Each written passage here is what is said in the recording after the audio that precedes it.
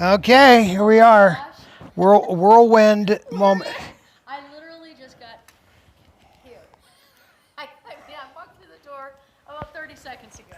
No, I want to say hi to Dora and Linda. No, we're not doing any hellos to anybody. You want to know something? I'm going to say hello to my girlfriends that got me to the airport in Orlando in the nick of time, and I just landed, and I'm wearing my sweats because this is what I wore on the plane, and I literally walked in the door about 1 minute ago. So I'm just really happy to be here, and I just want to say thank you to you two because I know you're watching, and I had the best 3 days. He's saying your mic is not on. Oh no, they're right. Okay, it's dead. That's why. Okay. Give her the handheld. Oh no, wait. I think I've got nope. Just let me up. Okay. So I'll do the handheld. Oh my goodness. No, you guys. Is it on? It's on. You All just right. didn't have it on. Just leave it. So, okay, I'll start over real quick. All right. So my hair, I'm on sweats because I just got off the plane and I got here 1 minute before the show started, so I didn't have time to change. So you get me the way it is. I just got back from Orlando. I want to say hi to Dora and Linda. Yes, that Dora. We just had so much fun. And I was in Orlando for 3 days, and they got me to the airport in the nick of time, and I made it, and I'm here, and I'm so excited because tonight this show is about one of my favorite movies. I love this movie so much, and we're going to have such a good time, and I'm so happy to be with you guys. Well, I think that's the lesson that was learned last week. I don't know if you guys were paying attention, but we streamed on my mother's page. So we've started to stream on her page because there are obviously a lot of people interested in Debbie stories over there. Did we say that on my Facebook page? Well, I don't know if we did or not. Because Linda and Dora don't know that we stream on Debbie's page. Well, now. you're on the same place. We're on YouTube like always. Yeah, but we're on Debbie's page now. We're now on Debbie's page. Which I think is great. We're not even on the cat page at all. But anybody who's on Facebook can just come to Debbie Reynolds' Facebook page. If anybody's listening, maybe if you have can go to Facebook or just tell Linda where we are because I know they wanted to watch the show tonight. Well, the main thing They're is together in Boca something Raton. interesting happened when we put the show over onto my mom's page. We've been trying to sort of find an audience for a while, and obviously we've had a certain set audience literally for a long period of time, and it's pretty much stayed about the same. But the moment that we put that over on my mom's page, we grew 10 times in just one show. Oh, I know. know. Not so much for the live. The live was probably similar in many ways, but by the time a day went by, by the time a week went by, yes. No, but we had 35,000 views of the show. Oh. Which is more than 10 times what normally occurs. So I just want people to know that we're trying to get out there with these stories because the mission is, to tell the story to as many people as possible. So today's show is focused on one of my mother's cutest little movies. Not necessarily her best movie at all, but we have some really cool stuff to go with it. Seth found some interviews of my father talking about this movie. Yep. So we have his voiceover talking about what he was thinking when the movie was going on. And then we have my mother's interview as well. So you're going to be able to see some clips of the movie, but you're going to hear their narrative commentary on it. And of course, I have my own take on some of the things that are said, because as usual, my father has some difficulty telling stories of truth, or just remembering in some ways. I don't think he ever did anything maliciously. Just go to the house and get them for her if you don't have them. No. I thought I walked in here with a pair of glasses. You did not. I did not. Don't bother looking for them because I don't want to stop you from doing your show. And tonight's show is going to be, I just can't read anything. I can't see anything. So it's like, I thought I had a pair of glasses on, and I did. Look what I found right under me. I hatched them. Okay. I found them. So what we're trying to do with tonight's show is we're going to give people a taste of the movie. We're going to hear from Debbie and my mom, and then I'm going to give you my take on the stories that are going on. That's the objective. And of course, you have a sort of another view of the whole thing. So you're getting our overview of what they're saying, but also the movie itself. And then we have some cool stuff. If you look on the set here, you can see next to me right here is my mother's fur coat from the movie.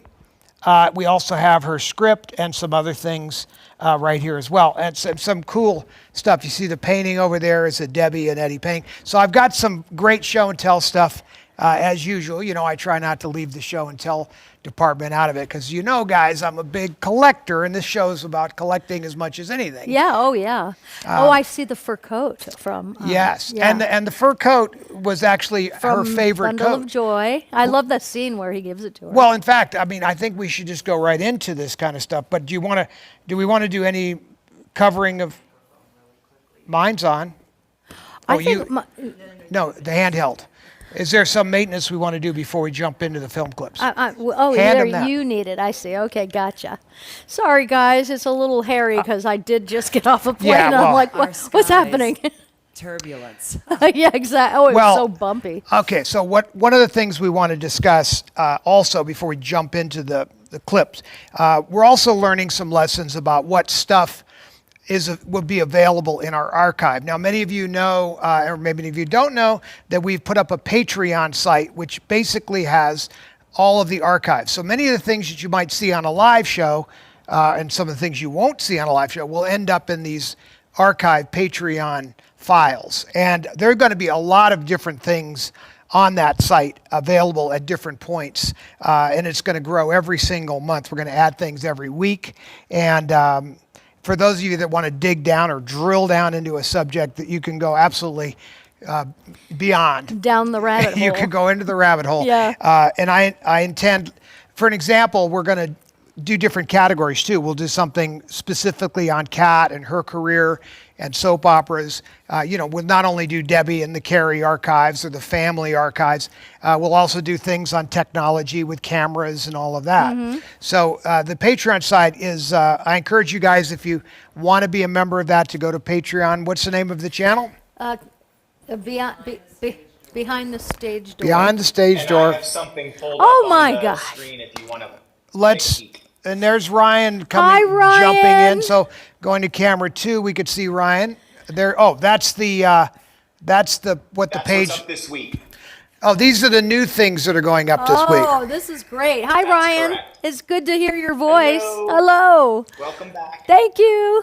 So obviously, the purpose of all of this is to make that all available, but also the money that's generated in this will obviously help us, preserve and do restoration on things, but also just to put up all this stuff is a lot of work. to produce this show too, because The show, a lot of things. It's really like such a cool thing because you can choose the level you want. You can see here what's been added, and every week, and I'm really excited too because we're going on the road this summer because you're coming out on tour with me, and so the stuff we're going to be doing for the show and the Patreon, our tour bus is being loaded with cameras right now, and so we're taking you with us, and it's going to be awesome. Yep. So you're going to so go. you're going to on go the on road. adventures with You're going to us. go on the road with both of us. And we'll put some of my show up, and maybe live a little bit. Not too much, but the adventures of inside the tour bus. I said, Todd, does that mean that I have to be made up and dressed all the time because we have reality show cameras all over the bus, and so it's like, oh boy, everyone's going to see the real. Well, part of that is to catch things that might happen. So basically, these cameras are going to roll all the time, and we'll select stuff that's relevant or interesting. You could be able to cook with Kat. She'll show you how to make. I'll show you how to make my guacamole and popcorn. He my makes specialty. the best guacamole in the world, and I'm a pretty good cook myself. But I think that this is going to be really fun because we're going to be in this tour bus for like 2 months at least. I know I'm on the road longer than that, but you're joining me and we'll be in there for 2 months. And so we don't want to stop doing the show, of course. So we're going to make the show really fun and we're going to take you with us. So I think that's Anything gonna be else on Patreon, Ryan? I don't know, but do I have to sign a release for this? I'm going to be with you. You are going to be with us, and Oh. then Kyle's going to be with us. So You're definitely yeah. going to have. In fact, we have a shower cam that we're installing, so you'll be able to shower. You'll be able to Log in shower at with any Ryan. time. So they can log Horror, in horror anytime. movie 101. Is it going to be kind of like when they put a camera on the baby hawk's nest and you watch them in The their eagles- the natural eagle nest, the eagle yeah. nest, and you watch them in their natural habitat? Well, actually, one of the things, and I'm no joke here, I'm actually am going to put a camera in the bedroom, and it's not for the reason you might think, or you could imagine. It is because we're going to do the watch the movies with us. Yes, that's going to be fun too because we'll do it in our bedroom on the bus. And we have a nice big surround sound situation there for us to watch the movies, and then you'll watch the movie with us, and we'll do commentaries, and it'll be fun. And I want to do all kinds of movies too. Well, do the we'll classics, do the but- ones that are classics to deserve praise. But even like a real Well, I would love to go over. like a scary movie sometimes. Well, like, sure. I love every genre, but it's just. But I'm I'm looking forward to this. I would like to also run the ones that deserve to be chopped out. I mean, I'm pretty good at analyzing technically and otherwise. And so some of these I movies. love when we're watching movies and you say, "Did you just see that? That didn't match. The boom mic was in the Well, shot." Da da da da. And I'm there's that. thinking, I didn't notice that. But there's a lot of things that you could say, oh well, who cares really? But when you're annoying the audience because you're not doing something believable or that's even feasible or accurate. I mean, the movie that's called Flight that has Wahlberg in it, I believe Yes, it's called we- Flight. we watched that Yeah, I mean, the recently. movie is so technically off base. As a pilot, I could tell you it's absurd. And as a viewer and a Mark Wahlberg fan, I can tell you that it didn't matter to me. So that's it, and see there what you I'm have saying? it. But I was annoyed beyond to no end that nothing matched, and the stupid. I mean, just technically, as far as just not even movie making. I'm talking about just Yeah. pilot lore and how airplanes and travel and how things are. As a pilot, it's garbage, and I love Wahlberg movies, and I'm a big fan of Wahlberg. Anyway, speaking of fans, so we have my mother's movie with my dad, and this is a unique movie because it was the first time they ever did anything together. Of course, the studio was dying to put them together, and take advantage of this marketing boom. And so they did. And of course, they were going to have them sing together and all of that. And that's got to be, that was like a requirement. But Eddie was a far bigger musical star than my mother by a mile. And of course, the other interesting fact here is that Carrie is inside of my mom, growing moment to moment. So as things are happening in this movie, watch my mother carefully. A lot of times she's standing in front of things and they're positioning her so you don't see her from the wrong angle because there's a little bump there from Carrie trying to get bigger and bigger. That's right. I forgot she was pregnant with Carrie on this. I totally forgot that. Well, and we also have, so not only do we have the live commentary of my mother and my father talking about the movie, we also have Carrie talking about the movie as well. Now, Carrie's perspective, of course, is much like mine. We have sort of the after party commentary. But one thing that Carrie did get to talk about is she thought that maybe part of the reason why she is the way she is was due to the jitterbug scene in the movie where my mother's being thrown Yes. around in a jitterbug, and she thinks that maybe that might have had some impact on her. I don't know. I mean, she always joked about it, of course. Anyway, without further ado, we have great clips. We might interject here, but I'm gonna put it on in between us initially, and then we'll cut in and out of it where I think it's appropriate. So it's going to come on to this screen. So let me first set up the playback on that screen. Okay, we're on it. All right, go ahead and hit it. Off we go. Looks like we really love each other. I mean, I believe that. My parents were the perfect movie match. But in life, my father does everything to excess, even marriage. Now he's on his fourth. Or is it fifth? That used to be Eddie Fisher, and that's Debbie Renz. We're really kissing like we mean it. I guess there must have been something there. This is Bundle of Joy. I like that. In this scene, there must have been something Debbie, there. in I real like it, life, though. is It's 7 months honest. pregnant. She's pregnant with Carrie. And this is a scene where I sing, I've never felt this way before. And I had to do it 16 times. I was not doing it correctly. And she had to walk up those steps, and she had carrying the baby and carrying this fur coat, and it's 120 degrees, and it was all my fault. Debbie did try to dominate every situation. Comic, drama, everything. In That's every because way. she's good at it, She and looks he's like a not. sweet angel, you know? The girl next door. Let's just say this sweet movie about a shop girl mistaken for the mother of an abandoned baby was another difficult shoot. I was pregnant with my daughter Carrie, which made it necessary for me to be shot behind counters, holding the baby in front of me or in a big fur coat. I managed to do the dance numbers, although in most of the scenes I'm shot over someone's shoulder or from behind. My husband was cast as the son of the owner of the department store where my character works. Eddie was very ambitious. He expected to follow in Frank Sinatra. Uh-oh. It just stopped, huh? Did Okay, it really? we'll just start it again. That's good because I have plenty to say in the meantime. So, first of all, what's kind of funny, we're just going to pause while we find where we left off. But the first thing that happened a minute ago was my dad said, "Gee, there must have been something there." Because he was watching the clip of them kissing it, and he could see Right. that was not like, because he's not an actor either. So it's kind of like, okay, well, that might have been real. Maybe. And it was great because it was also him sort of realizing that there might have been something there. And I understand later that that wasn't happening, but to be in full denial that there was never anything there obviously is not accurate. The other thing that happens here that's pretty funny is that he says Debbie's always trying to dominate, every scene or whatever that is. And the reason why is my father was not an entertainer as my mother was. They're just very different. My mother is a comedian, storyteller, actress, singer. My Dancer? dad's a singer. Yeah. My sister used to say, you're not an actor, don't make a scene. Right. Talking about my dad. And boy, is that so true, because he misunderstands what it's like just to have a talented person. Yes, she upstages you because you're not funny. You're not mesmerizing. You're not a good storyteller. You're a brilliant singer.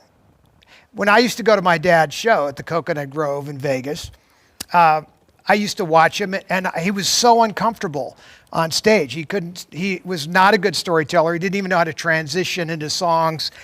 People would try to give him shtick to do or jokes, or he couldn't do any of that stuff. And that's fine, because look at the gift that he had. It was an awesome gift.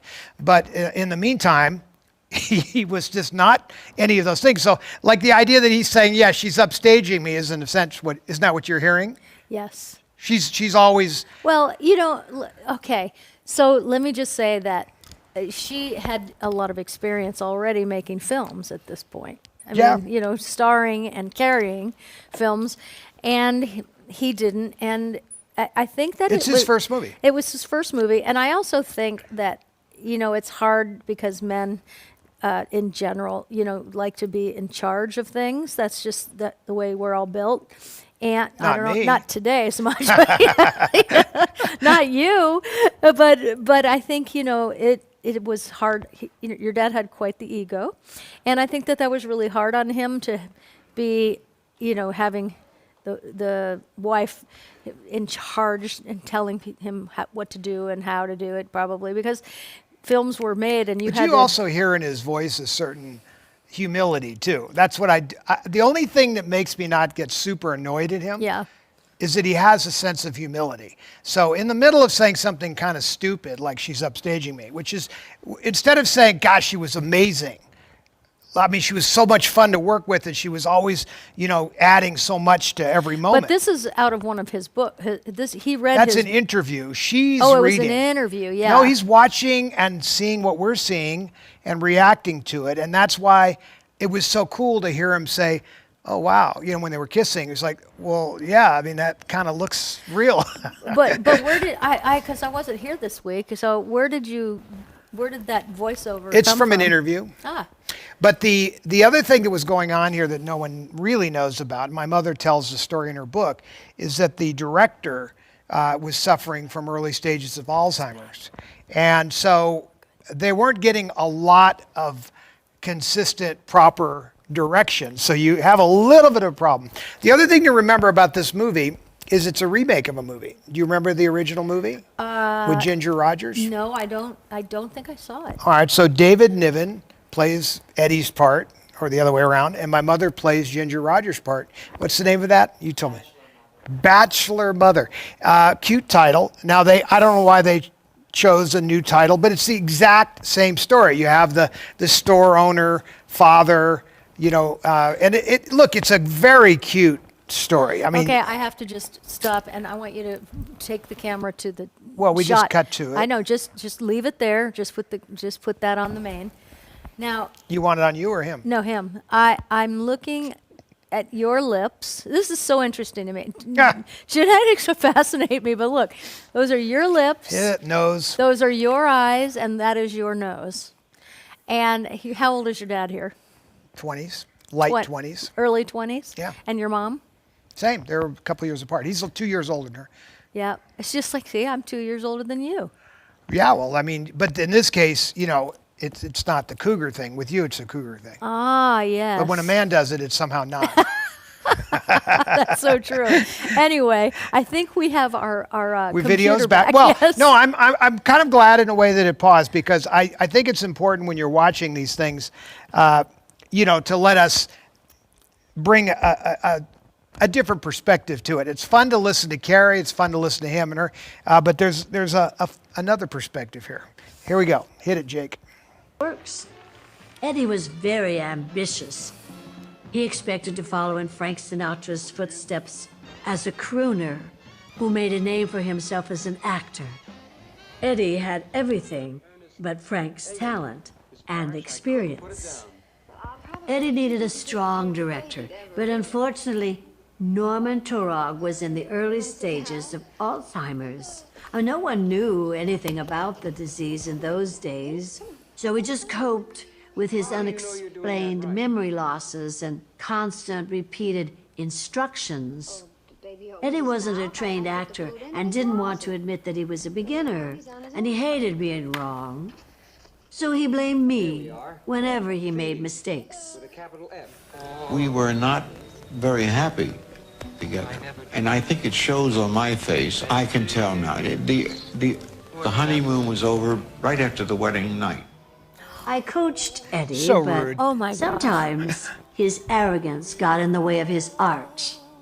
We fought a lot. One day while driving to the studio, we were having a particularly heated argument about the little gold cross I wore on a necklace. We had had this fight on other occasions. Now, Eddie had brought it up again on our ride to work. I got so mad I told her to pull over and let me out of the car. It was early in the morning in Hollywood. I watched Eddie drive away, then walk the remaining 2 or 3 blocks to the studio gates. If you adore this movie, I'm happy that you can't see the chaos that was on the other side of the camera. The best things about making it were the baby and singing Lullaby in Blue with Eddie. I love this song. Great song. Oh, yeah. So there you have it. I just addressed the Gold Cross story because it's such a funny story. I didn't realize actually that it had come up more than one time, because the time that I had heard this story was the one where my mother, they were going to go to a party where there were other people. Now, it may have been during this time, could have been maybe a cast party during this filming of this movie, but apparently my father said, well, you can't wear that cross. There's a lot of Jewish people there, and she says, well, why is that a big deal? He's like, well, because, Jesus Christ, He's it my would, man. it would, That's it my would, it would jam. upset people, Yeah, right. And she goes, well, I don't know why that would be, because, Jesus was a Jew. And he goes, no. Jesus Christ was a Christian. And my mother just looked at him like, what? So, but, you see how there's such this chasm. And even listening to him reflect back, kind of shows a certain shallowness to his character. And as much as I loved him in many ways, that kind of stuff is so shallow. And to always to try to come back to like that line about like the day after the honeymoon, the party was over. Well, I mean, that, that's so beyond rude. Well, tell me what you felt when you heard him say that. I just I have no respect for that because, it's, even if you felt that way. He didn't feel that way. I know he didn't feel that way. We have all the telegrams to prove it.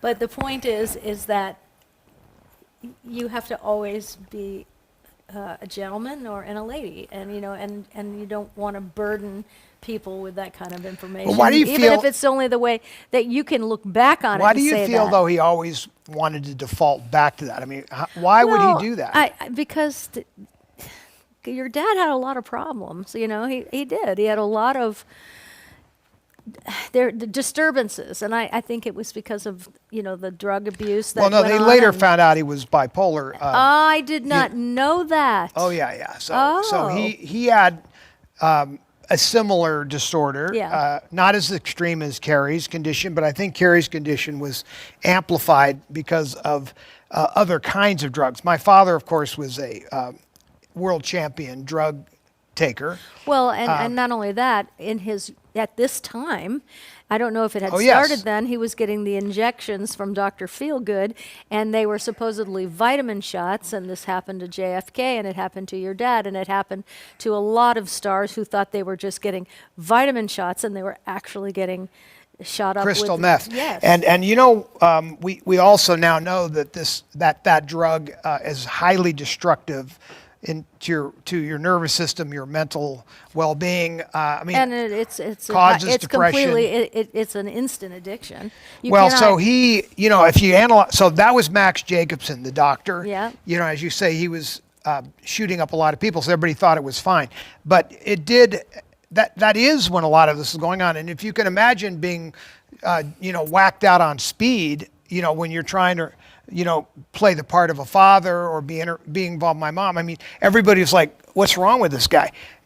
Nobody knew that what the doctor was doing. I mean, it's one thing when you know somebody's a drunk or they're a drug addict. No one's doing drugs. He's just getting vitamin shots. Yeah. And with no disrespect to Eddie, because I don't mean it to be, but it's like when everybody remembers the past different. Not just them, but everybody. And so you remember the past through the filter that you're looking at through your eyes, and it might be completely different for somebody that is living the same lane with you, like they did. And your mom was clean and sober, and didn't. Well, imagine how and your difficult. dad, is looking at his history and the history of this through the filter of an addict. It's just the way it was. Well, that interview is way later too. Yeah. But imagine though. You're still relying on your memories. But imagine trying to sell this story is what he's doing. Yeah. And think about it. You're telling this story over and over and over.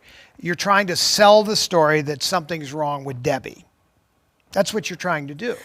You're selling that to the public. Well, it's deflecting too, because you're always blaming somebody else. Right, but you heard what he said. She's trying to steal the scene. We were never in love. The honeymoon, it was over after the night of the honeymoon, on and on. I mean, it's just like a constant sort of justification for behavior. Now, I do think the best justification was always to say, I was jacked up out of my mind.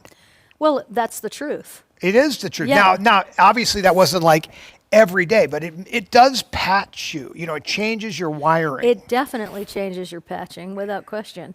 By the way, I walked in this door 1 minute before showtime. I got off a plane and sat down, and I haven't had a chance to say, I missed you and I loved you. Oh, Yeah. well, I missed you a lot because, without you around, the cats don't come around, nothing comes around. It's only the rooster stays As with soon me. as we're done, I'm running out to the back, and I'm going to wake up the chickens and give everybody a hug. Okay, back to our regularly scheduled program. Well, anyway, I think the point of all this is I want to get into a little memorabilia here. I think what I'll do, if you look next to you. Oh, so you're going to show some look- artifacts. so look what's Okay. next to, can you see? Oh, yes, I love this. So next to Cat, and we're going to get a close-up of it. You can switch to it when he's got a shot, Buck. There. There it is. There. So this painting was actually painted by was it Eddie Cantor's son, right? Yes. Eddie Cantor's son became a very famous clown painter, but at this point he was not as famous as for painting clowns. Now, this painting, obviously now you can see that's my father looking at my mother as a clown. Now, you know, my mom used to love to make them laugh and do clown stuff. And so that painting was actually painted by him. My father commissioned it. But here's the part that's a trip. This painting didn't come back to me until maybe 8 years ago. And I found it at an auction, and no one even knew what it was. It was being sold as, the artist's name is Gary, right? I believe so, yes. Do I have any of that stuff up here? Okay, so the artist, and here, so I said, that's the painting my dad had painted of my mother, but I hadn't seen it. It used to hang in his house. How did it? Oh, so it disappeared from his house. However, it got into Well, the we know how hands it of got somebody sold. I else. mean, everything was lost. Everything was auctioned and lost at different houses. He had nothing. I told you the story about me going, you know, where the David Abel or one of the storage guys calls me on a Sunday, says, "Is you Todd Fisher?" Yes. "Would you be interested? We're selling your dad's storage unit. You know, there's a lot of important stuff here. You know, I could save a few things for you, but, you know, would you be interested in his awards, for How example?" nice of him. Yeah. So, and then Was he your let me. dad still alive? Yes, but he had, you know, he's out of it. And Yeah. so I was able to retrieve some cool stuff. But I didn't buy a lot of stuff that it was already like, I don't even know everything that was there. But it's possible this painting was there because it came from the same house. But I'm talking 40 years ago. Right. So this painting's been gone for 40 years. It goes up to auction. I happen to just catch it. I buy the painting and pay for it like it's just the clown painting, which he's a very famous clown Did painter. he know who this was in the painting? I was not exactly sure, but I was pretty sure what it was, enough so that I spent several $1,000s buying it. But here's the best part. Now, why did they think that it was worth several $1,000s? Because it if they didn't know what it was. Because he's a famous clown painter. That's what it was being sold as. Not. So it was valuable because of the artist. Yeah, it not has be- nothing to do, that no one even knew it was Debbie and Eddie. Wow. So I was pretty sure. But anyway, I kept saying, when I got it, I said, I am sure that painting was hanging in my dad's house. But I had no way to prove it. A year later on eBay, you want to get a close-up of this? So a year later on eBay, I find a picture of my dad looking at press clippings and look over his shoulder, his left shoulder. I There's the remember painting. when you found So that. I found that picture, and I had no evidence prior. So prior to me finding this on eBay, I had no idea, or I really couldn't absolutely prove what that was. So you have to admit that's kind of a remarkable Eddie Debbie story. Well, it was meant to be yours. Well, and you got to remember, this is all related in a way to Bundle of Joy, because obviously they're only together a couple of years here, all things said. This little story, though, what's cool about this picture, it came with a little news clipping, which I can sort of read here if I try. It says, "I commissioned Gary, Eddie Cantor's son-in-law, the very skillful artist, to paint a portrait of Debbie. Put me somewhere in the background," I said, and he did. Debbie dressed as a clown and dominated the picture. I was gray outline behind her. So that's a little news clipping that was attached to the photograph. And so now I had further evidence of what that picture was. So I always feel like, yeah, like you say, okay, well, it was meant to be. But these are the really cool thing about collecting and preserving and keeping your eyes open to find rare things. I'll tell you, John Greer, I believe, posted something last week or early this week, and he said, and he had the auction catalogs from the MGM auctions, but he also got all kinds of other paper with it that I have never seen before. So John, amazing. That was Philip Bamberger. Oh, Bamberger. Thank you for correcting me. So Philip Bamberger. I know why I got confused, because John posted a picture of the Debbie museum he has, which is amazing, by the way. If you haven't seen his Debbie museum, he's got a picture posted. It's fantastic, and you can sort of see his magnificent obsession.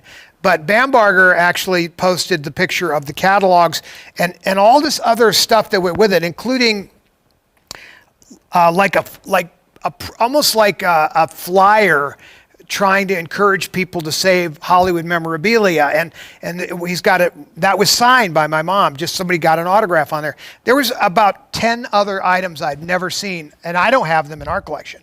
I have the catalogs, but I didn't have any of those other sort of. He had everything from the flyers to even a bidding paddle. So that is really a score, and I'm so thrilled that it's been saved. Because that's what I mean.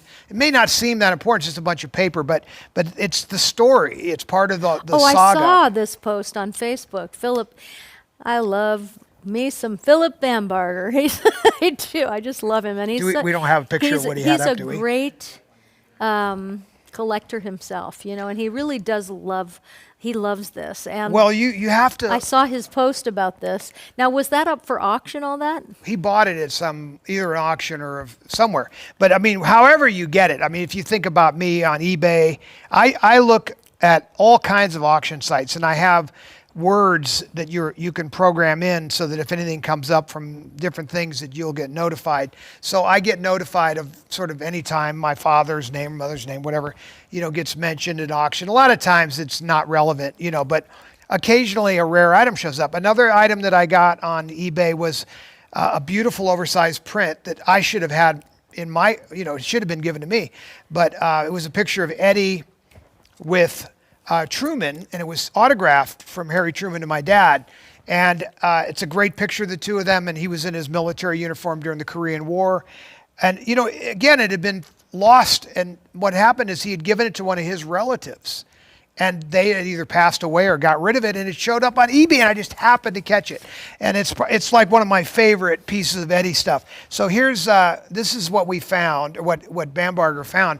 You see, look at the stuff that he's got there. He's got receipts. Now, I have a lot of David Weiss receipts of the stuff my mom bought, but nothing else. Look, wanted your help, reserve, look. I'm looking at it over here. Okay. Yeah. And then there's a bidding paddle. And then the Hollywood Hall of Fame, that was the Carr building right next to the Grauman's Theater. See the postcard in the middle? That was really rare. And then he's got the gold catalog supplement. And I don't have any of those supplements.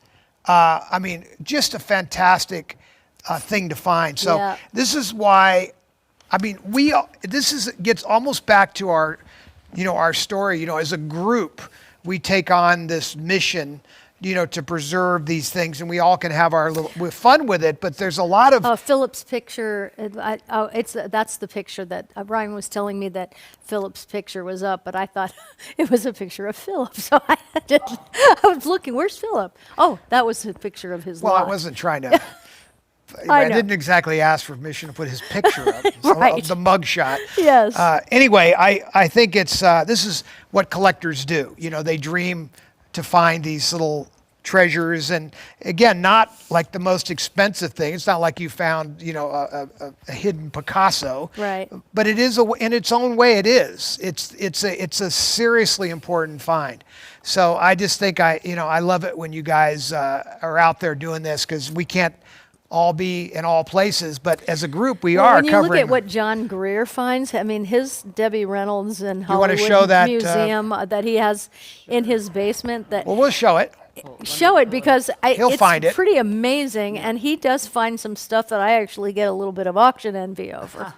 Yeah, I do. Well, a lot of it's from this Well, of collection. course, a lot of it is from us, but he has things of other stars that I just think, what a great But get. it's also Even if the way he displays it. So everybody Yes. has their own way and the things that they find interesting. And, the idea that, he's collected a lot of different things. It's the way he puts on, look, and of course, you have Frank Ferruccio, and there are other people that have amazing, huge collections. And much of it doesn't get out on display. Because even in our house, think about what a small how few percentage. people see what we have, yeah. And same thing with, Yeah. I know Frank has every closet full of stuff, and most people have no idea.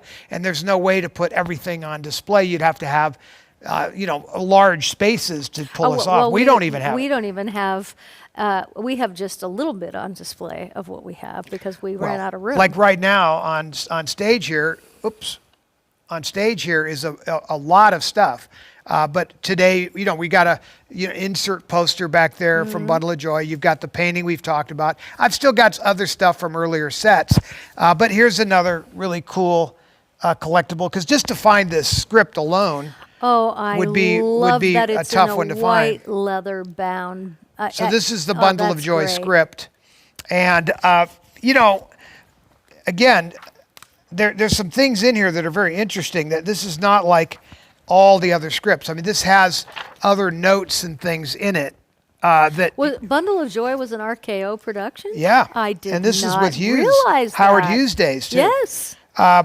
Anyway, there's a lot of notes in here and things, and then there's, descriptions of the cast. And in this case, it has a lot of changes. Those are rewrites. Anytime you see the pink or blue pages, it means that they were handed those pages either the night On the before fly. or on the set that day of. At least in soap operas, I can tell you that Well- they would come down with new pages and You'd be like, what? you would have 5 seconds to memorize them all. But I'm sure on films they gave them just a little bit more time, maybe an hour. No, in the day, Yeah. this day, filmmaking was looked at slightly different. I mean, they took more time. Yes. You heard my dad say in the clip we just ran that he did 16 takes of that sequence where he's singing to her. And he admits that he screwed them all up and she had to wait and go up and down the stairs 16 times. Well, today they probably wouldn't let you do that. You wouldn't have the time or the budget or whatever. They just go with it. We'll fix it later in post. Yes. We'll use some video effects and straighten it out. So I just think that filmmaking, is evolved and devolved at the same time. There's certain technology that is really helpful, and then there is other technology, such as the demise of how much time and money is being spent, where people are just, like when you do TV, obviously 1 or 2 takes, if you're lucky, 1 take, and beg for a second take. Yeah, Moving along. on soaps, if the light didn't fall in the set, It had to be something serious. Moving that on. was it. Yes, I mean, you just kept going. And I remember thinking, I would watch film actors that were maybe retired and they would come onto the show and play a part or, a couple of days or a couple of weeks or a story arc. And they would have near nervous breakdowns on the set because of the speed at which we did Oh, tape. soap operas are And how many amazing. pages a day that we taped, like 40 something I cannot pages even a day. imagine. 50 pages a day. It was But an hour nobody show. in movies could ever do it. It takes a very special person. I was at Debbie Reynolds' dance studio. We had acting school there from very early on, and I was. And who was the acting teacher at Debbie Reynolds' dance studio? Wasn't it Daryl? Daryl Hickman. Yep. Yeah. And his brother too at times. Dwayne? Correct. Yeah. And I actually sat in on many of their classes over the years and participated in different things and watched stuff, and you would see so many different people, take their shot at it. And he was brilliant at getting people to very quickly decide whether they should keep the day job, but he was a great coach and had thousands and thousands of students. Yeah. Of course, he was a child star. Yeah. You could look him up, but he was at DR Studios forever, and a great teacher. But the point of the story is that there are very few people that would go through there that could ever handle memorizing the kinds of speed and amount of dialogue for a soap opera. No I way. just, I did it for 39 years, and I think that when I retired from that, it was my brain didn't even know what to do. That it didn't have to learn a play every night. That I didn't have to, do that. Right. You're because so programmed. If you took any time off, you must have not been able to put it down. Well, you only have a few weeks off a year when you're on a soap opera. When you're a lead on a soap opera, you only have a few weeks off a year, and you just your brain gets used to working like that. But just think about, like, if you learn a whole script, and you go and you work a 8 to 12 hour day. You're there at 5 in the morning. You get home at 8 o'clock at night. You have to learn a whole nother script for tomorrow. And so, you don't have a life at all. And so when I did episodic television like Airwolf and Knight Rider and the other things that I did as a guest star on something, and I thought, we only have to shoot 3 pages a day? I mean, it was really, Absurd. to me, Yeah. I was just stunned, that It's easy. Yeah, it was easy, exactly. So I think that we can go back But to for the somebody videotape now. like me, you give me 3 pages, I'm suffering. What have we got here?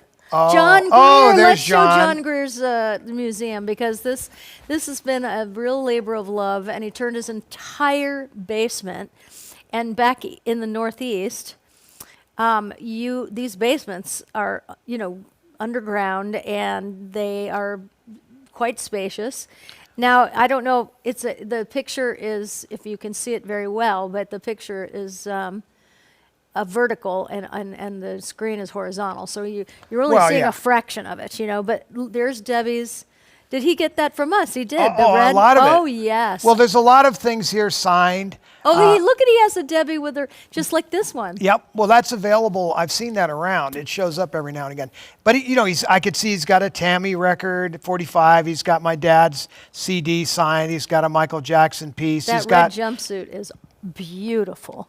well, and if you think about it, this is not like there's a lot of little things in there. I see he's got the 20th Century Fox dinnerware from the commissary. He's got a lot of cool pictures. Anyway, I don't want to overdo it, but let me just say that I think, not everybody, is meant to collect Hollywood memorabilia, but I think everybody maybe has a favorite star or has a favorite movie, and it's kind of fun to have artifacts from those films. And now there's so many of these things are available. It's really cool. All right, we have, first of all, on the set, you see over here is my mom's fur coat from this movie. So we're going to run some clips showing that coat, and then we're going to show you the Did we clothes. finish the last thing that we got cut off of? Or Yeah, we so finished might it. as well. We did finish it? Yeah, we finished. Oh, okay. All right, go ahead and roll the playback on the fur coat sequence. Here we go on Debbie from Bundle of Joy with the fur coat. Because what happened is I gave him a different assignment to bring up the basement. But yeah, if you notice, okay, go ahead. Okay, so this is there's the coat that we have on the set. Yes. And you can see my dad's trying to act here. You know what? I think he's charming, and I think he does a pretty good job. I'm not embarrassed by his performance here. I know they worked really hard with him in this. Listen, for his first movie, let's not kid yourself. It's not easy. He did a fine job. Well, in a way, he's playing himself in some ways, and you're asking him to pretend like he's in love with my mother, which he claims is a big acting job. Which, when he watched it a minute ago on the other clip, you heard him say, "Wow, well, there must have been something there." Well, I think during this whole movie, that chemistry is very much on display, and I think you can see the magnetism of the whole thing. So we're going to have a close-up of that coat right now, right next to me. So there is the close-up of the fur coat, and you can see, which is interesting about this coat, I don't know why she decided to keep this coat, but she obviously did, and I can't explain it, but she did, and then she wore it all the time. I mean, this coat was her favorite coat. I mean, and of course, this is before coats became, like fur coats became, something taboo. Yeah. But that was her favorite coat. And I think you have a picture, in fact, some still pictures that we're going to bring up of her in this coat in her personal life.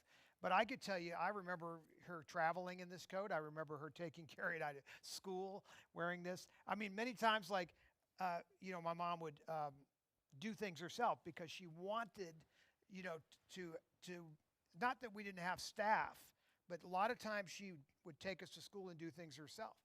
Even if it was like a hassle, like she'd work late. And, sometimes she'd literally be Your mom was a great in her mother. nightgown and have the fur coat over and drive us to school. I remember you saying something once that really struck me. And you said, when other people's, other kids whose parents were well-known, famous movie stars back in that day, when their parents have a breakdown, go take a rest in a hospital somewhere. Or and go to the institution. Go to an institution, and your mom was just powering through, and all the stuff she was going through. I mean, it was intense. But she would. Sorry to interrupt, but your volume, no one can hear you. Which one? Which one? Oh, you didn't drop the video Neither. level. Well, no, I think what happened Volume is. dropped off after the video. Okay, Oh you- no! Okay, so yeah, you must have dropped. There we go. You dropped the wrong fader, so Ryan. sorry. We just had some good Sorry. commentary. No, thank you, Ryan. Well, thanks for jumping in. Yeah. What we were saying, in case you didn't, it sounds like they didn't hear it. Yeah. We were talking about. So Ryan, are you saying they didn't hear anything about the coat? You might want to recap that. All right. It's too loud. Just take the. Let. Okay. Oh, okay. All right. 'Cause- So, at any rate, what we were talking about is the fur coat that is off to my side here. This is from the Bundle of Joy movie. You could see on the set here in the wide shot, the poster over on Kat's side of her wearing it. We also have, you can see right here now that the clip is ready, we have my mother wearing this coat with Mike, Todd, and Elizabeth at the Golden Globe Awards. And you can see there's the same coat. I mean, it just became her favorite coat. And the weird thing about this is you can't really understand, like, because she doesn't have any other costumes from this movie. So she actually must have chosen, oh, that's a great picture, must have chosen to keep this coat out of all the things. She could have probably asked for anything. Remember, but I've told you stories. So Wolf was the costume designer at RKO. He's head of the costume department. And I've interviewed him before. You've seen, if you guys haven't seen it, we have an archive of a great interview with Michael Wolf, who was the head costumist at RKO. Is that on Patreon? Well, it will be. Yeah. It certainly will be. In fact, there's a great interview with, I think it's with Bob Sidney and him together talking about Debbie stealing costumes from RKO. Now, that was a few years earlier than this. But for whatever reason, she decided this coat, this became her favorite coat. And the story I was explaining is how my mother used to, even though we had a lot of help over the years, my mother would take it upon herself to take us to school or to baseball games or whatever. So this coat was in play a lot. I can remember her taking me to school in her little Rolls Royce in this coat with a nightgown underneath just to drop us off. Not because she couldn't have got someone else to do it, but this was like her pleasure to do it. And then you brought up the story. Oh, yeah, because I remember you saying that, when other people's moms, other movie star children were saying to, movie stars' children were saying to you, and you'd say, "Where's your mom?" "Oh, she's she's in an institution for a few days getting some rest because she had a nervous breakdown." Your mom had plenty to have a nervous breakdown about, but she never ever did allow herself that because she was such an incredible mother, And I love this picture. I love this. I've never seen that before. But you see, there she is in that coat, and this is Where is this? It looks like a. that's Burbank Airport, I think, or is it London?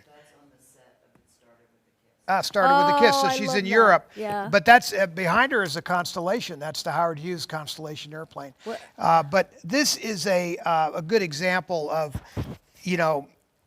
how my mother didn't always, she didn't collect at this point in her life. Nobody was thinking about making museums yet or anything like this. So this is really the first costume I suspect she ever had. And to me, this is one of my favorite pieces that I have. Not just because of Bundle of Joy, but because so much of my life she wore that coat. I mean, this is like her favorite coat. So that's kind of cool to have that. So to have her little fur coat is a neat thing. Now, you were bringing up the parents of other stars, children, how they would have nervous breakdowns, Yeah. and they would go to an institution. My mother, would go to Vegas. I know. She was really something else. Now she'd take us with her. Yeah, but that was like, that song, Pick Yourself Up, Dust Yourself Off, Start All Over Again was, yeah. She was very much about that. Never really let life get her down. I mean, there was a lot of adversity or a lot of humiliation in the case of things my father did, but, she always rose above it in such gracious attitude to everybody involved, and including my dad. I mean, she could have obviously slammed him. I always like to tell the story that she never said anything ever negative about him until you I was guys. probably 20 years old. Yeah. And then she started making jokes in Vegas about him. But most parents I knew had a tendency to want to slam the other parent, blame everybody. And you can't do that when the kids are little because it's just so destructive. But to you hear everybody. Eddie doing it. I mean, he did it always. Well, yeah. like I said, he had issues. But she so- could have easily have, as you know, just blown that, gone right back at him. But instead, what did she do? You guys have to go watch the show. We'll post it. She had journals made by a nurse, a registered nurse, Dottie Wolf, who was our nurse, Carrie and my nurse growing up. She had her keep day-to-day journals of one thing and one thing only, the interaction of Eddie with the children. When he showed up, when he said he was going to show up. you when read he them did- here. I know. Yeah. And I would like to repost that, especially for the people on the Debbie Reynolds site that haven't had a chance to see it, because she had these journals made as a mirror for him. And I found these journals not in her stuff, but in his stuff. No, I know that, and you read them on the show. Exactly. And I thought that they were really interesting because why would he have those? He why decided to keep them, obviously. Right. But did he read them ever, do you think, and see how he was being viewed through someone, through a nanny's eyes or the nurse's eyes, better yet? It's startling. I encourage you to watch that show if you're curious about. Look, a lot of people, children, suffer this through different parents. Many of us have experienced the blame game. And instead of my mother going after him, she presented him with journals over 3 years of just how messed up his scheduling and the way he treated it, how little interaction. Because in public, he would say, "Oh, Debbie's keeping me from the children. She's poisoning, saying bad things." Yeah. And he would say that all over the place, and it used to, I'm sure, annoy her. So she took it this way just to prove her point. And this is what's cool about these journals is this is not these are being done scientifically. When you're working on when you want to prove something, you in science, you keep journals and you keep very detailed journals, and you want scientific people keeping these journals. So my mother had a registered nurse do it. This is a lady that used to keep notes on surgeries and stuff. So it's very detailed. Anyway, I love to get into that. But the irony, of course, of the two of them being the son, I look back and my father lost everything, gave everything up, made excuses, blamed everybody for everything. Yep. And, It's so unattractive. and it's not, it's not attractive. And my mother, of course, never did any of that. And, her level of happiness and successful career was no comparison. You know what? It's so great that just a real quick side note. Always look out for that with people. Is that when you meet somebody, if they're always blaming somebody else for the demise of a relationship, be careful, beware, because that is a really bad sign. And your dad did that all the time.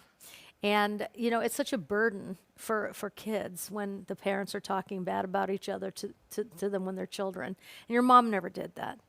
And But he did the same thing with Connie Stevens and her kids. well, of course. Not of course. He says of course because it's a pattern. No, but a Yeah. lot of people, I actually saw in my life certain people, move on to the next life and learn something.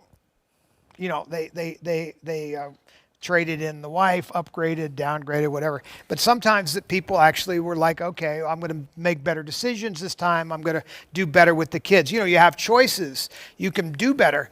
But, unfortunately, a lot of these people never learned. Like my father never could learn. He was always, he stayed in the blame game. Now, on the other hand, I love listening to him talk as I'm sitting there. Like we had that interview show on a while back, what was that? It was that show that he and I were on together. It was with Carrie, right? This is the Sally one- Jesse Raphael show. Maybe that's the one. But they kind of busted him, and he was he hit it direct on. He was very humble, and he was like, oh, she said, asked me the question, what's it like to have this absentee father, And then Yeah. I said, well, he definitely wasn't there, but he's cool. And then they said something to him, and he was like, he went right to me and said, oh, this guy is so cool talking about me. And it was because I wasn't blaming him. I could have obviously gone after him right there, but I just kind of let it go. And I was like, hey, we're moved on. He's a cool guy. Now, as we're telling these stories on how we all got here, obviously there was a lot of things said and done that could have, should have, would have been different, in his life and his career. What else you got on clips? Just. Oh, so in the movie that you just saw, really cute little song, "How I Love My Little Baby." Oh, what's it called? The lullaby. Lullaby in Blue. Lullaby in Blue. I love that song. Well, interestingly enough, when my mom was doing her last show at the South Point, and Carrie, Billy, and myself came to be on the show with her, we didn't really believe it was her last show, and it turned out to be. But Carrie made a choice to sing a song to my mom, which was the song from Bundle of Joy, "How I Love My Little Baby," and I think it was an interesting choice. And then Billy sings it with her. So, They did a great job. for those of you that have not seen this, here we go. We used to have a thing at our house where we had rules, and one of our rules in the house was no singing at the table. Pause for a second. Does anyone else have that? Okay, so what's funny about that story? It's funny to hear Carrie tell that story because the only reason why that rule had to be implemented, and I'm here as the neutral party, is because Carrie, my mother was trying to have a normal sort of conversation at the table, and Carrie would be like busting out into show tunes, and nobody could have a conversation because she'd be over there. Hold on a second. They're saying there's no sound. No sound again? Yeah. I have sound. You have sound. I can hear you. No, They I'm can't. looking at the meter. You have sound. Okay, hold on. No sound on who? I just want to make sure. I'm not sure about that yet. Video volume was low. Oh, so Okay. the. I yeah. think you might have to stay back Now wait. there. Don't turn up. Which one are you turning up over there? You know which one it is now. Okay. Okay. Normally we haven't trained Seth as a sound man. He had to change hats 3 times tonight. Now he's a sound man. Normally that's when I get up and run over there. So he's saving me the trouble. Anyway, so Carrie's saying, why do we have this rule, no singing at the table? Well, there was no rule until it became mandatory. This is why laws get enacted. There's no need for a law saying don't do this unless there's people doing something that's inappropriate. So mother's like, "Carrie, would you stop singing at the table? We're trying to have a conversation." And she'd be like, "In the meantime, doing nothing." My mother's like, "What? We were trying to have a conversation." She'd bust off into, song. We do have a tendency to do that anyway. Carrie and I both used to love to we'd hear a word and the word would lead to a song and that would go on. So the rule was.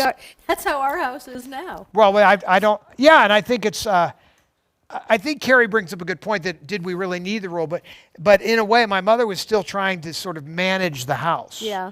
You're trying to manage the house. And she was trying to make dinner time as normal as possible, like yeah, most families. And that was a gallant effort, but how absurd to think that anything could be normal in our house. I've never thought of we had a normal moment ever, as far as I can remember in this family. There's always it's our normal, but it begs the question: what is normal? Yeah. Well, here's what we say in the hypnosis business. In a few moments, you will wake up feeling revived, refreshed, relaxed, awake, and aware in every way. You will feel normal, whatever normal is to you. Exactly. And that is exactly the way it is. Well, Carrie and I used to joke about, how we didn't really know our life was odd until we started watching shows like Leave It to Beaver or Father Knows Best or something. And then we started saying, well, wait a minute, is that how people behave, or is it what's at our house with the no singing at the table rule? So anyway, back to Carrie. Okay, they couldn't. Where we had rules, and one of our rules in the house was no singing at the table. That's right. Does anyone else have that? Why? Were we breaking into song? But even though Daddy Eddie, the ghost, he was coming back. Eddie sang at the table without being there. It's a euphemism. That's why she has a great voice. Singing at the table. That's why Eddie had a great voice, and you have a great voice. I know. God, if I only had a child, maybe she. But anyway, my mother and you my had a father. This is everything. If only. If only you But didn't the have a thing child is, yet. You had were a child. pregnant with me when you made this movie, Bundle of Joy, and you danced a lot, and that's why I'm mentally deficient. But There she is, blaming my there mom. was a song in Bundle of Joy. Sit down. We're here in to the movie, but I entertain can't. you. I can't. Oh, sit down. Oh gosh, thank you. I Rest. Rockabye, rockabye. See, I did have a To baby. my lullaby in blue. My darling Lord. This is my granddaughter, everybody. Billy. This is Billy. How I love my pretty baby. Carrie and Sweet Billy. and precious pretty baby. How I love my pretty baby. Honest to goodness I do. See here, Sandman's a calling and he'll be here mighty, mighty soon. And if you don't cry, he'll be stopping by with the sweet little lollipop moon. How I love my pretty baby, an angel dream, sweet, precious, pretty baby. Dear darling, how I love my pretty baby. Honest to goodness I do. Honest to goodness I do.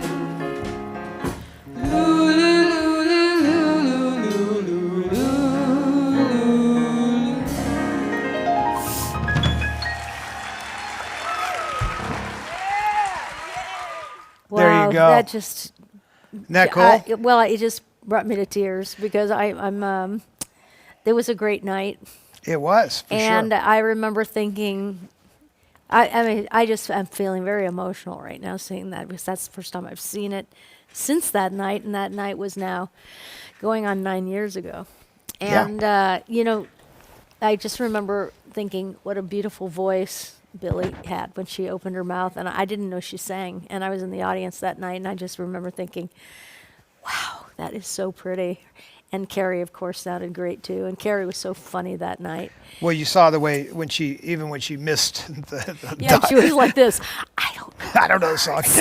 No, but you know that this all came down because my mother was like, "I'm going to do this show," and I said to Carrie, "I mean, geez, she's not in good shape to do this show. You know, we got to back her up." I said, "I'll put some film clips together. We'll do whatever we're going to do." You know, I think I played the country medley with her, if I'm not mistaken. Anyway, you know, and then we all sang "There's No Business Like Show Business." So this stuff will be on Patreon, by the way, in its Entirety. wider form. Yeah. This type of stuff. Right. So that's why the Patreon site is good. Now, this stuff that you just saw will be available. You can view this stuff, you know, on the YouTube, or I'm guessing now even on Debbie's Facebook. But it's not quite as organized. Well, you know, I just also wanted to say, too, that when I was in Orlando, I couldn't sleep. It was getting late. And Scott Michaels, who's here tonight, hi, Scott, Troy, he said, did you see the piece I did on Carrie? Well, I've been so busy, I haven't had a chance to look at things, you know, because I was getting ready to go on the trip. And so I watched it. I said, I'll be right back. And it was 1 o'clock in the morning for me in Orlando. And he did a really beautiful piece on Carrie, and he was very kind with us on this piece. And you haven't seen it yet, so I'll show it to you tonight because it's so good. So if you want to see a really great piece on Carrie, then go to Dearly Departed with Scott Michaels on his YouTube channel, because I think it was pretty much the last thing he put up. He you know, does his content regularly, but it's a beautiful, fun, funny, touching piece, you know. So I can't wait for you to see it, Todd. All right.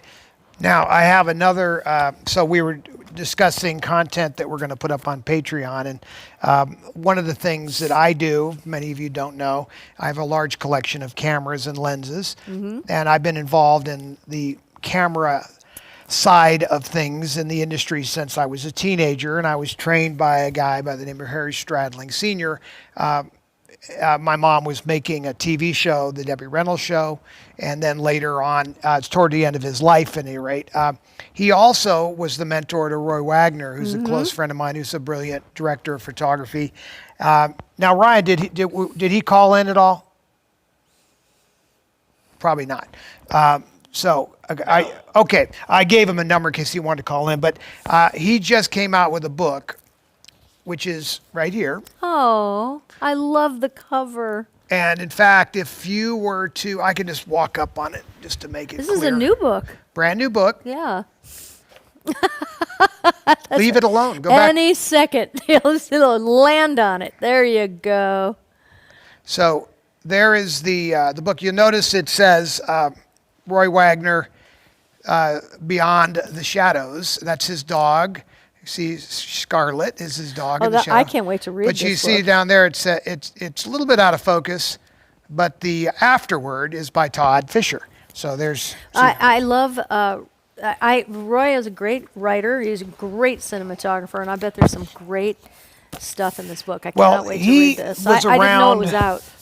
starting in the early 70s, as far as being on the set. It has great stories of how the industry has evolved and devolved. So now, I would imagine this is on Amazon. It's on Amazon. Okay, so if you Yep. wanted to. In fact, he's doing a book signing tonight. It just came out. Like, that's Well, it. he's a stunning cinematographer, and this I just want to explain. So this is his Chihuahua. Yep, I Scarlet. said Charlotte. And I love the silhouette picture.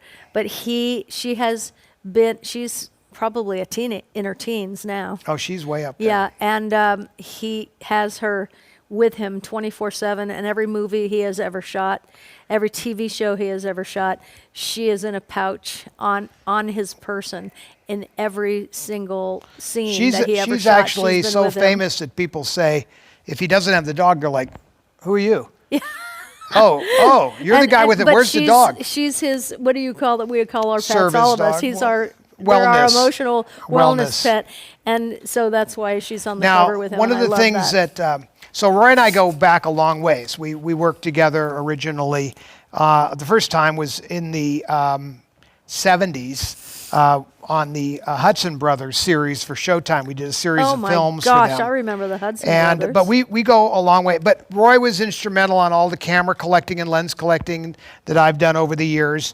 And we have some great interviews that we'll be posting on Patreon that some are very in-depth, talking about the early studio system, talking about the way things used to operate in the studio system. We talk about a lot of different historic things that relate more to camera, lighting, sets, studios. So if you like the technical side, that's going to be on Patreon as well. We're going to have some really cool. I have some long talks he and I did on I camera. interviewed Roy, and we've never released it. But that's all going to go out. Oh, that's fantastic. You know, I loved that, interviewing him, because he's one of my favorite peoples in the world.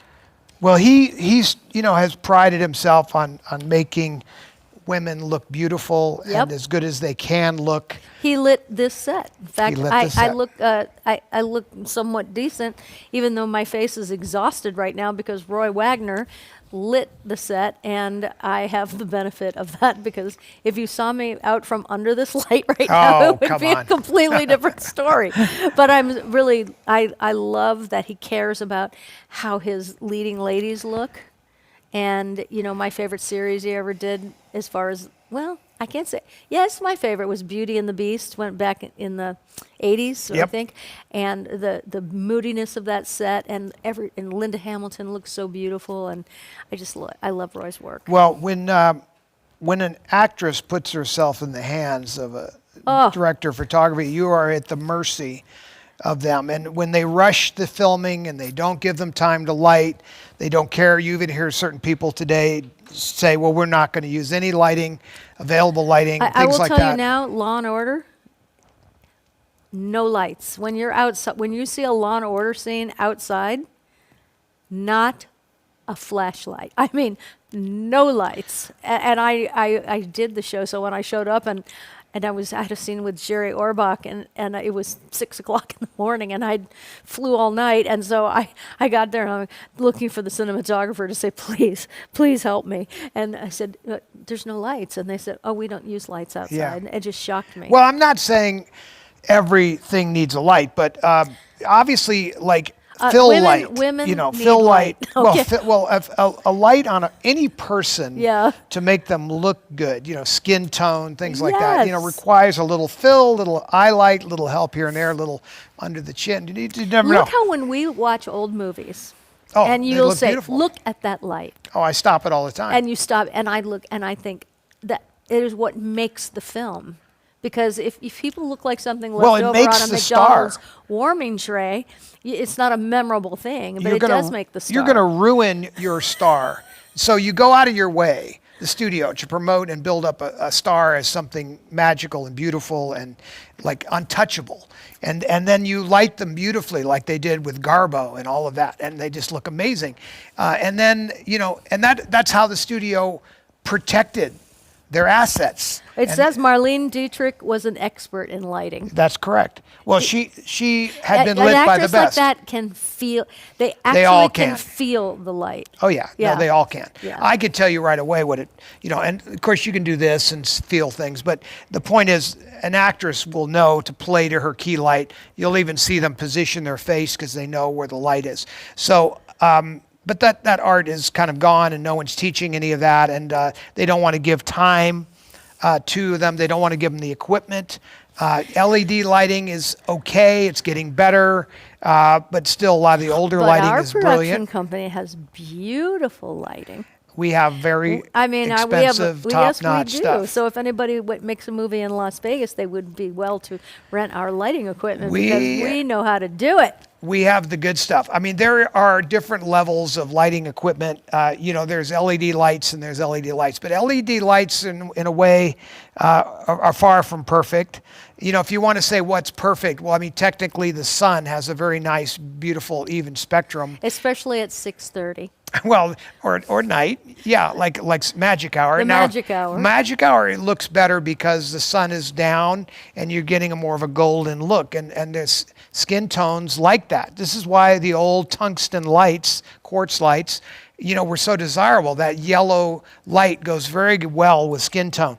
That's every movie you ever saw. When I first walked on the set as a young man on the sets of the big studios at MGM, it was insane how many lights there were. All the catwalks were lined with these enormous 10K lights. There'd be hundreds of thousands of watts of lighting on the set, all quartz.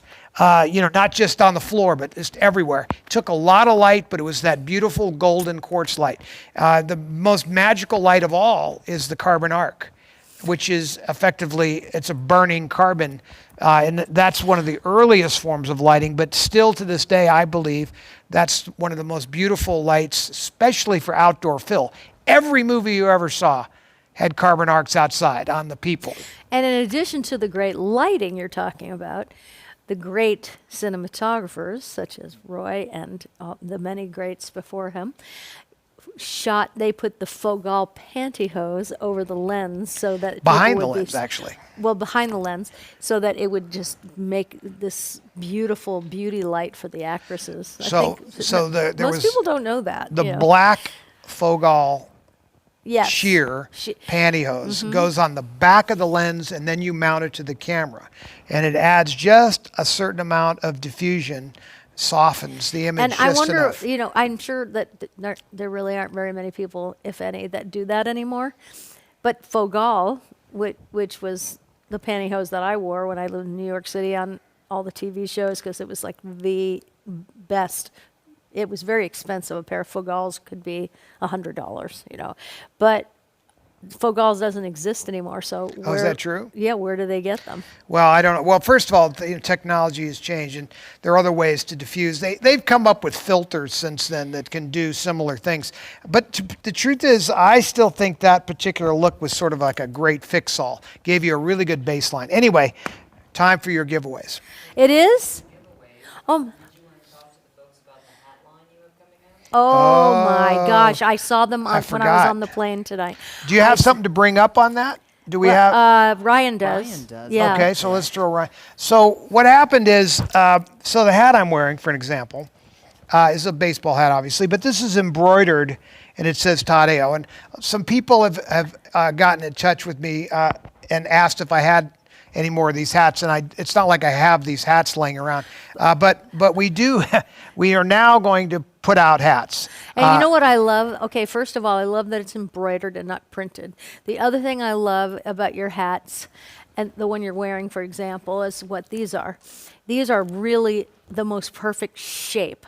The thing I love about a great cap like this is the shape of the bill and Right. the shape of the head. Well, Cap. that's a big problem for me. If it's baseball hats, They're very long and billed. they're yeah. tie, and it doesn't work with my head. So these are, if these But sit this a looks certain good way. on everybody. These I hats. s- and you look great in these hats. even- And I don't have one. So when I saw this, I was on the plane, and Ryan sent sent You me could go this. ahead and scroll through them, Ryan. And I So thought, we're this gonna is do great. we're gonna do Debbie's autograph in gold. That's her actual signature, trademark Debbie Reynolds. embroidered in. That's all embroidered in Vegas gold.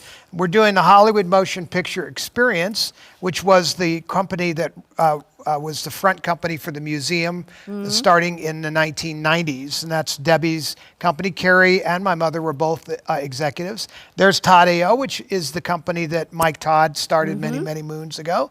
And that's the company that makes the lenses. There's a close-up of HMPE. And then we're going to do Todd and Cat Live hats, which is the neon sign you see here on the set. In fact, let me just cut to it real I quick. I didn't even see those. So there's the Cat and Todd yeah, I Live. knew they were there. I just didn't notice them. That's so great. And then we're going to do the Hollywood Motion Picture Museum. That was the logo during the Bell Island era.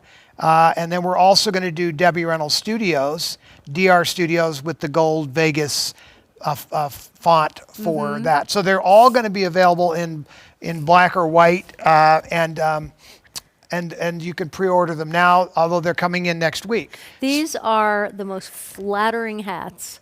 And I'm so excited because I'm going to get one for our show. I like the HMP, I like Todd AO, and I like the Debbie Reynolds. So I'll probably get 4 of these. And what's great is on the cruise. Yeah, you can wear bam, your hat. Yeah, I'm going to wear my hat all the time because it's going to But be I sunny. did the hats because I've actually had a number of emails of people trying to buy the hat on my head, and I don't have any.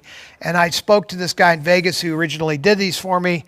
The Todd AO hat is actually an old hat, very old. So I had to have it recreated. So anyway, we have a pretty cool collection of hats, and for those of you that want to get into that, I think it'll be fun. So And that they're at the DebbieReynoldsStudioStore.com. so that was a good point. So where's your camera? Oh, we got to give him this camera. There you Oh, go. there he is. There he is. Leopard. So where can we find? Leopard man.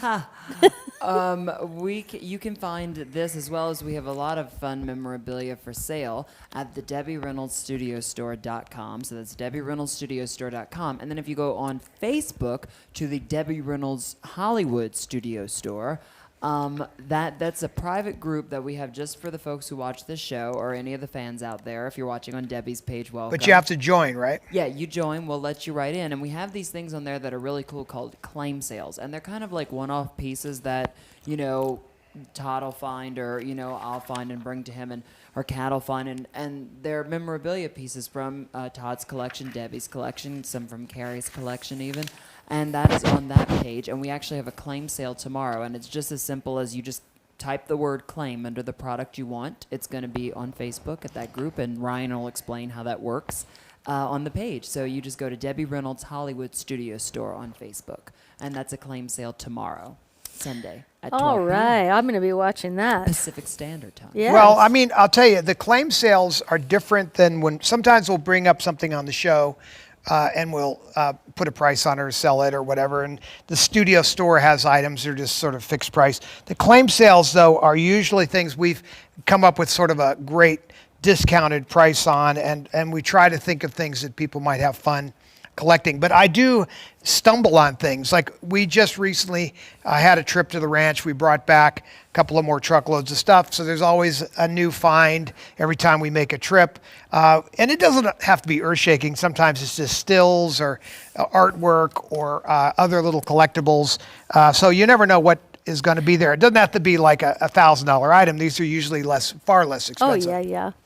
Well, let's give stuff away because, I love this That's part. your favorite part? I know, I do. I love it. So let's do it. We're also going to be doing the Super Wheel tonight, too. So you might I wanna was mention just that. asking Ryan how many wheels we have tonight.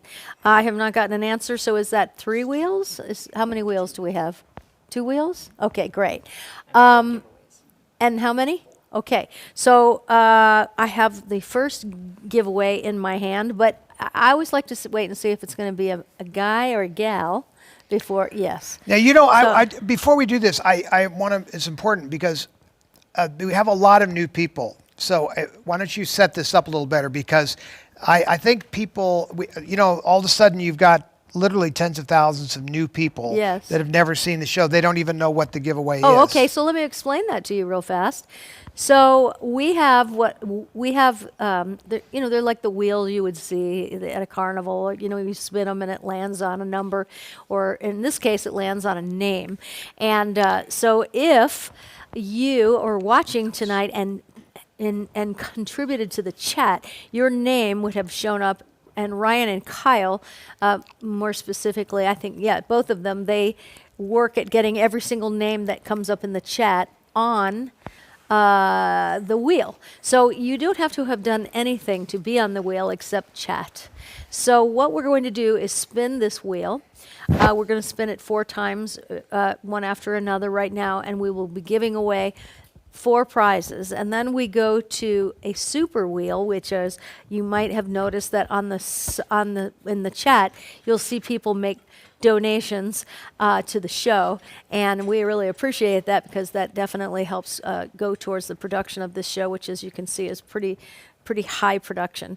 So we thank you all for your donations. We appreciate all of our Patreon members. We appreciate all of you who buy from the auction site, and because all of that goes to our legacy projects and the production of this show. There's your first winner. Your first win. Oh my God! The first winner is Frank Ferruccio. Ferruccio, which one? He has.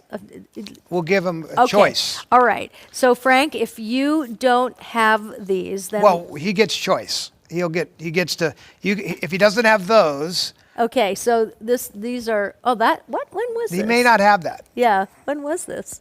Yes, as far as 70s. 70s? Yeah. 80s. And then there's this one, which I love because I But love Frank, Donald O'Connor. if you have any of these, we'll rotate to one you don't have. So we'll find him pictures he doesn't have.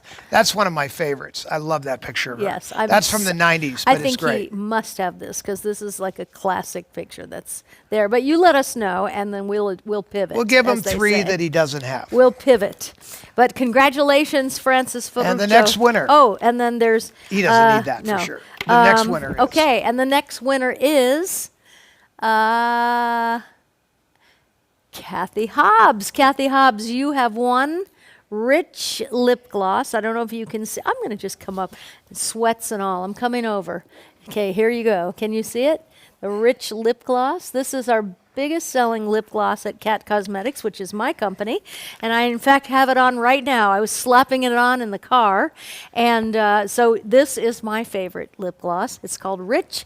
And Kathy Hobbs, this is yours now. And we will send all of these things out on Monday. So please send us your address to catandtoddlive@gmail.com. Anybody Next who item. wins tonight.